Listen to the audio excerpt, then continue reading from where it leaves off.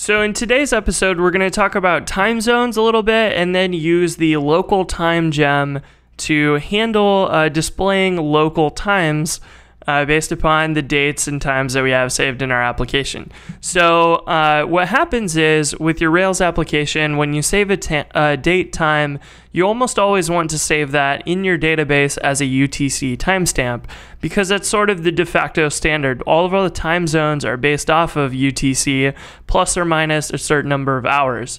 So if we set that as the default in the database, we'll be able to just calculate the difference based upon the time zone that the user's in.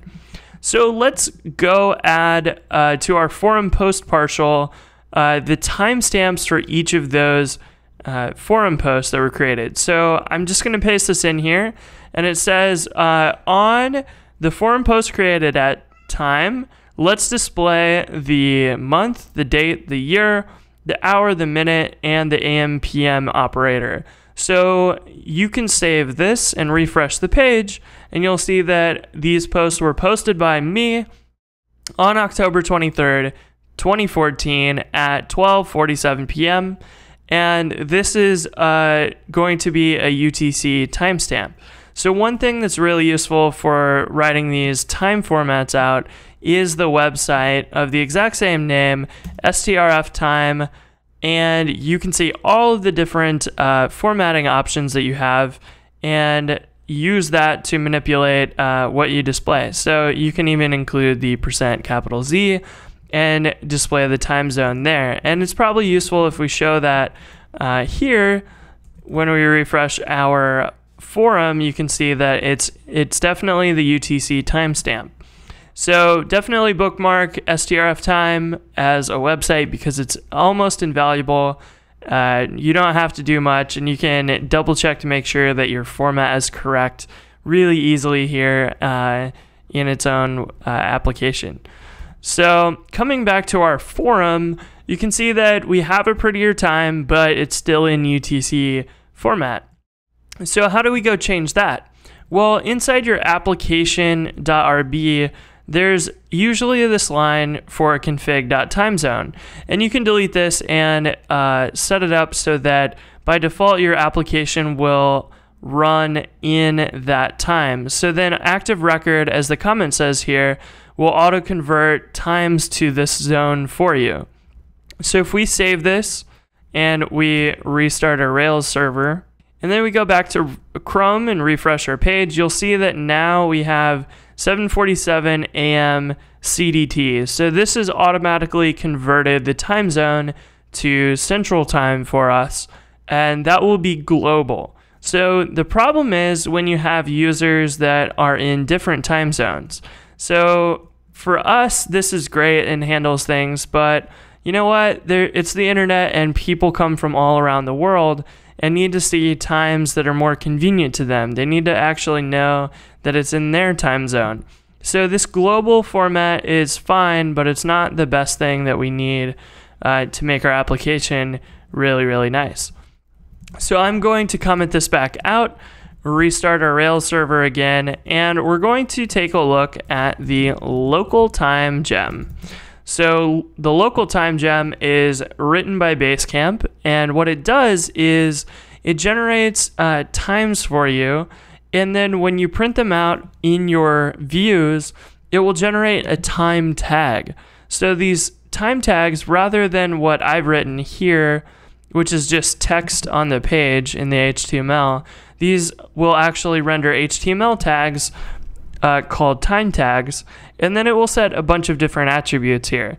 So it sets a JavaScript parsable datetime string so that JavaScript can parse it, and then you can see that it has a data local and a data format. So this format will be used by the JavaScript to render out this string inside that the user will be able to see.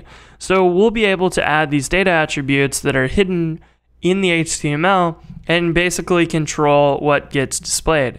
They also have lots of awesome features here, such as formatting that you can override, as well as time ago, which is, if you're familiar with something like Twitter, you'll see that this tweet was sent 1 second ago, 32 seconds ago, yesterday, Tuesday, and so on. So as time goes further away, then you can see that these posts are a little bit less generic, or a little bit less accurate, I'll say. So if it's the current year, you can save the year. You don't need to display it, but as time goes on, you can do all of that. So this gem is incredibly useful for this, and it allows us to basically set these up so that when you view this in your browser, depending on what your browser's timestamp is, you'll get the right date. So if we go to our gem file and add local time to the bottom here, we can see that I've got a few gems from previous things. So you can ignore those or check out those episodes. But the gem local time, currently the version is 1.0.0, and we'll install that and run bundle and restart our Rails server. So once this is done, we'll refresh the page and make sure that we get the UTC timestamps again, and we'll be able to verify that I've reset the global application time, and that has happened. So we're back at 12:47 p.m. UTC, and with this local time gem, it's really, really simple. So if you scroll down to the installation section here, all you have to do is add the gem, run bundle, and then you require this inside your application JS file. So let's go down below TurboLinks and paste that in. And now we can refresh our page. Nothing changed. The JavaScript is now loaded though, as we can see in the source here. We'll see the local time JavaScript, and you can see exactly what they do as well if you're interested in the gem or the JavaScript on how it works. So if we come back to here, I really prefer the local time ago, and we'll play with a few of these different features. So if we take that and we go back to our forum post partial, we can now change this to local time ago, and we'll pass in the forum post created at. So now when we refresh the page, we'll get the on inside of our text now, so we don't need to include that anymore. And we'll get on October 3rd because that was a few days ago. So now if we create a new post, we can see that it says now a second ago, and if we refresh the page, it will still be a second ago because it's pretty quick. But if we wait a little bit, we can start to see that it changes to be a little bit more specific. So you get 11 seconds ago and so on. So this will continue updating and be pretty accurate, as well as allowing you to hover over it and see the exact time in browser tooltips of when it was posted. And it also, if you notice there, it said CST, which means that it knew that our local time zone is Central Time, because our application is still running in UTC time. So this is really neat. It's created this time HTML tag. We've passed in the time as the date time parameter, and then this title is what you saw in the hover state here, as well as the text on the page being a little bit different. So this doesn't update in real time, of course, but when you refresh the page, it loads and then runs through every single time tag on the page that fits that format, and will continue updating that for you. So that's really, really neat. If you want regular times, you can change this to local time and leave out the ago part. And we can refresh this page now, and you'll see that it gets basically the same format that we had before. So it leaves out the time zones because they're not really that relevant when you actually have correct times like this based upon your browser. And you can actually trust that the time is what you expect it to be. So that's something that can become very, very useful when your teams are spread across the world. Everybody will know exactly what time relative to them it is, and then they can figure out the translation of what that is in a different time zone if they need to. But most of the time, you're concerned about you and your time of where it's at where you are.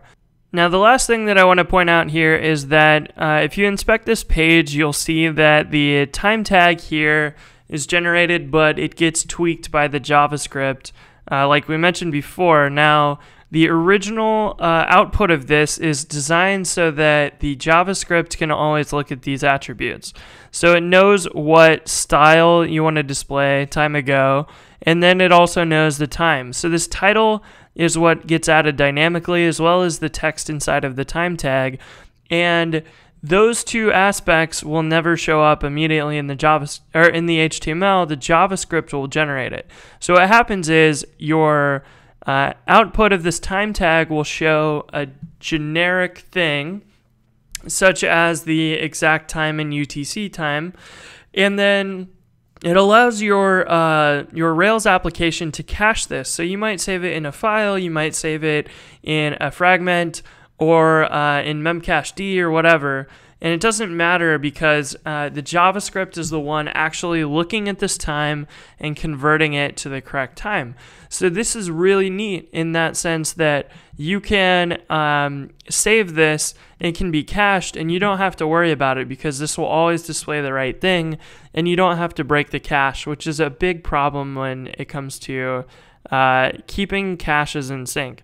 So imagine if you had two different users and you weren't using this, and you wanted to display the time in their time zone, you would have to break the cache every time someone else viewed that page, or you'd have to save multiple caches for different time zones, which is just, it's overwhelming. So since you wouldn't get benefit out of that, the design here is to save a generic HTML tag and then use JavaScript to manipulate it for the user.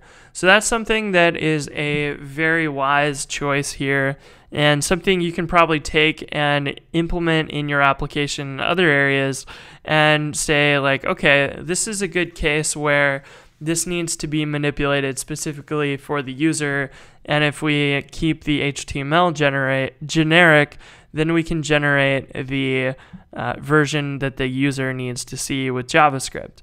So that is a little tip on caching that just comes along with talking about time zones. So I hope you enjoyed this episode, and I will see you next one.